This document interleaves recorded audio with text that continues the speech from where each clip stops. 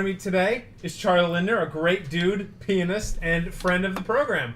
Fans of the show will recognize him. He was one of our holiday special guests, so we're very happy to have him back in a little bit more of his natural environment, not clad in an ugly sweater, if memory serves. Oh, that's right. Yeah. Charlie's bringing together both his usual, he calls it funky jazz, and his house jazz to a rockin' show, Three Heads Brewing, with his normal trio. So that's Kyle Vach on bass. Oh, he's got a nice poster for us. Look, yeah, pointed there at that one. That's just a beautiful. So that's Charlie. That's Kyle Vach on bass and Matt Reimerman on drums. Look at that. I should hire you to be Vanna White. And so you can clearly see Friday, April 14th at 8 p.m. at Three Heads Brewing. So they do it at the beer garden. We're very glad he's here to preview with us. Charlie, thanks for joining me today, man. Yeah, thanks for having me, Dan. This is great. So when did you start playing music and or the piano? I started playing on an organ, actually. Really? Yeah. At my grandmother's house when I was about 8 years old. Uh-huh. And then from there, my parents purchased a piano, much like this one. Yeah. And just continued to study. And so the legend began. And so the legend began. I gotta ask. Did your grandma have like a Hammond B3 organ, or do you mean an organ? Yeah, she had a Lowry. Okay. I was gonna say you'd have one hip grandma if she had a Hammond B3. Oh, somewhere. if she had a Hammond, that would be incredible with those rotating Leslie speakers. Yeah. If only. So, what were you? I mean, did you take classical lessons when you were a little kid? No, just started out with basic piano lessons, but one of the things I quickly was interested in was taking existing compositions and then improvising on them or making them my own. Yeah. And were you starting to like play a lot when you were a little kid with other people, or you just kind of doing? No, it was just my own. But it was what really inspired me very much was my father had a recording of Scott Joplin, Maple Leaf Rag. You might lay it on us, man.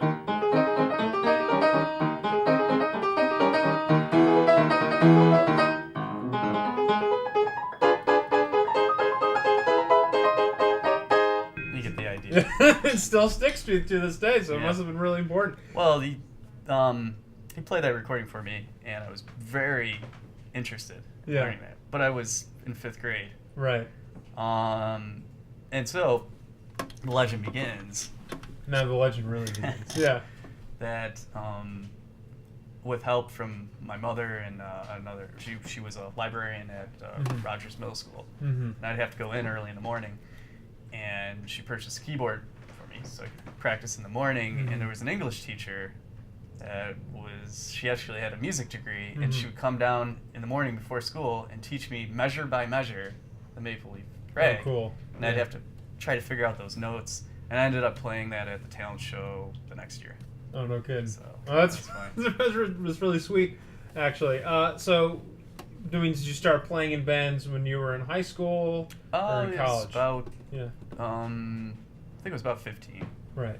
And I started playing with a guitar player, and then went on to create my first band, which was pretty successul. It was called Derelict Brew. And we did some... That's pretty solid. Yeah, it's actually a play on a Beck album, or a Beck song, I think, called Derelict, and then Brew from Miles Davis. Yeah. So. Right, now, was that a jazz band, or is that just kind of a rock band? It was more of a... It started out as more of a jam band, and then moved to progressive rock. Yeah. And it was a lot of fun. Was your first jazz experience in the Maple Leaf Rag then? When did you start really playing jazz in earnest? Well, I think at the time I was in Derelict Brew, I was listening to a lot of Fish when I was 15, 16. Our crew member Jason's excited. He has a Fish t-shirt on. I wish we could turn a camera on you, but Jason's rocking his Fish t-shirt. That's pretty great. Right. That's great. So you were really I was very into Fish, but what I quickly realized when I was 17 that I was trying way too hard to sound like the keyboardist from Fish. Yeah. So I stopped listening to Fish for 3 years and just studied jazz and really got into jazz. Yeah. And now what you do now, you use the words funky jazz. And we talked about this a little bit, I think, at the Christmas special that I think your sound's actually pretty instantly recognizable. Be like, oh, that's Charlie playing. How did you develop the sort of quirky approach you have to jazz? Well, at the time, Fish, well, I don't want to date myself, but at the time, Fish was going through an era in their career where they're playing a lot of funk jams. They're getting into these improvisational jams that were deep, deep funk, just soulful, and just went on for 25 minutes. Yeah. And I was listening to, what was it, a compilation that was called In Your Face Funk. I think it was 5 discs in that compilation. And it featured a lot of the soul music from the 60s and 70s. So with combination of a little bit of both, and at the time, hip hop was really becoming popular, and I think it was just a combination of all those things coming together, and that's why I call it funky jazz. Yeah, so that's where I came up with. Do you remember us talking about? I mean, basically, you instead of adding like 4 notes in a phrase, you add a 5th one. Oh yeah, that was like my that's unorthodox like way of playing jazz because I feel it more than I count the phrases or notes, and there is a proper way and a mathematical way to play jazz changes. Absolutely, and you can land on your goal note slightly before the beat or slightly after, if it's right on the beat, great. But it's jazz. But yeah, my phrases tend to be a little bit more quirky. Yeah. And I started listening to Art Tatum a lot a few years ago. Yeah. And I noticed, he'll do these huge runs. But like at light speed. Yeah, exactly. About 10 times faster than that. Yeah. So, but it was just interesting the way he was phrasing things because he wasn't a, necessarily bebop player. Right. He was doing more of the stride playing. But, so I was just kind of taking, I was attempting to play jazz, and that's the style I developed. So how did you meet Kyle and Matt then, when you were like getting together and sort of playing the more crystallized, funky jazz stuff? I've known Matt Rammerman since 5th grade, 6th grade, I think it was, yeah. So all the way back to Rogers Middle School. And shout out to Rogers Middle School. Yeah. We'll have to tag them in this. Right. Oh yeah, absolutely. So, alumni doing great things. So Matt has always been a good friend, and he has his own studio now, the Green Room, and I told him I was putting this group together, and could he recommend anyone? And he recommended Danny Zeman. But Danny's actually my bass teacher. But he's pretty busy. He's doing his own. Danny does a lot. So I went down. The next one on the list was Kyle Bach. I said, okay, we'll go with this guy. Yeah, and it worked out great. You guys sound great together, man. You guys playing the set was a ton of fun. You guys have such a great chemistry together. And now for this set at Three Heads Brewing, it's one half funky jazz. It's kind of the first set, and the second half is this thing you've dubbed as house jazz. Right. So can you tell us what house jazz is? And I know you bring, if you can, I know you bring all along this little pad called ABLETON. Yes, if you could tell. We'll get into that too. But basically, the house jazz, well, we know what jazz is. Well, what is house music? Well, house was developed in about 1980, 1983, somewhere in there, in Chicago. And it was a form of dance music. And basically, the characteristics of house music are 4 on the floor. And 4 on the floor means the bass drum hits on every beat in the measure in 4/4 time. 1, 2, 3. Right, it's just like that driving pulse rhythm that keeps pulse going. rhythm, and usually the drums are electronic. Well, almost all the time. And on top of that, there'll be maybe a syncopated hi-hat pattern, and your snares, of course, on the 2 and the 4. Right. 1, 2, 3, 4, 1, 2. But it's driving. I mean, it's dance music. It's going to keep people going. So basically, I brought my little cheat sheet here too. It's all good. So basically, jazz house, it's according to Wikipedia.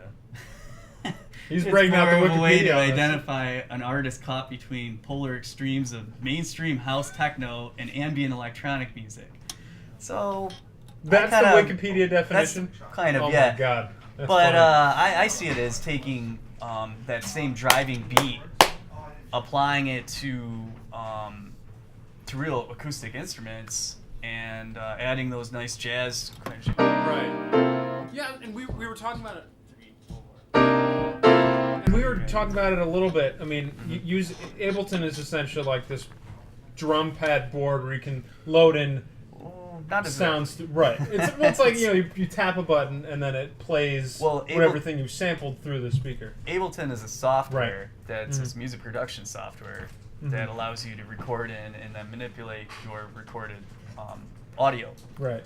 But Ableton's very nice because Ableton stands for Ableton Live, the live aspect of it. And there's two modes in Ableton. There's something called arrangement mode, which if you're reading a book, you read left to right. That's how a song happens. Yeah. Left to right.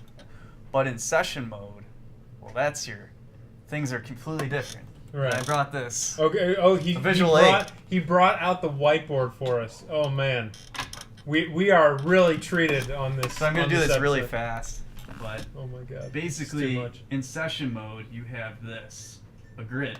Yeah. Like I said, I'm gonna draw this very quickly, and you have all these tiny little squares. Right. Okay. And so what I can do is I can use it two different ways. I can simply assign different samples or pre-recorded audio to these different pads and just simply trigger them off during the show. That's fine. That's one way to use this. Now the way I'm going to be using this program at the brewery is I'm going to be sending a click, which is a metronome click, to Matt Rammerman. And he's going to be able to hear it, but the audience will not hear it. Yeah. So he's going to have to follow the click. Yeah. And then I'm going to have pre-recorded audio in all these. Right. And as we go through our set, I'll go down to the next row, and this will be part of the next song. Okay. For example, chorus, and then this one would be verse on all these. Right, rows and that will would be change verse, for each song. Right, and also what I'm going to do is I'm sending a video feed to both of them. They're going to have LCD monitors, and Kyle's going to have an LCD monitor. Matt will have an LCD monitor, so they'll be able to see what's going on the computer. It was an idea to eliminate a lot of practice time. So. I was gonna say, I think this is the most high-tech show we've ever previewed here on the Spotlight. This is really cool, man. We appreciate you walking us through the whole thing. Are you ready to go into the musical lightning round? Give me 1 second. Okay. Roll the shows a little bit. Okay. Let's do it. So these are quick answers if you got them. Okay. Who is your biggest musical influence? Jeez, that's a really hard one. Well, if it was jazz, it would be Bill Evans. Are you involved in any other musical projects or bands right now? Yes. They are? Mrs. HD, which incorporates members of many different bands. Actually, Matt Rammerman's in that band. And the owner of Three Heads Brewery, Jeff Dale. That sounds like a fun group. Yeah, that's a fun one. If you could play another instrument or have another musical talent, what would it be? Drums. That was really fast. What genre turns you on other than the one you play? Heavy dance music. Just absolutely gritty, grimy, heavy dance music. What genre turns you off? I just cannot get into the really, really heavy metal stuff. If you could accomplish one thing in music and be happy, what would it be? I want to play for 50,000 people. That's cool. It would just be fun. It sounds like fun. Okay, we're going to go to a Rochester round, so it's the same sort of thing. Quick answers if you got them, and it's going to be all Rochester themed. Okay. What's your favorite Rochester venue to watch a show? Eastman. What is your favorite venue to perform at? It used to be Water Street Music Hall. It's a nice big stage, but I don't know. Can you pick one? Oh, let's say Three Heads. You've played there before. That's a cool place. I should say. Now this one sort of ties in. What's your favorite restaurant or bar? I go to Aladdin's a lot. Who or what is your favorite Rochester musician or band? Better do the top three. I like Hewa. Yeah, Heard of them? I have. Brandon's a friend of the program. Yeah, I really enjoy Lost Wax. Another Brandon Caroselli Yes. group. Yeah, he's doing That some good was stuff. I was at an opportunity to sit in with them. Oh, For nice. the whole show. Or Yeah. Set. And I think the last one. I'm big Giant Panda. Definitely. You picked three really good ones.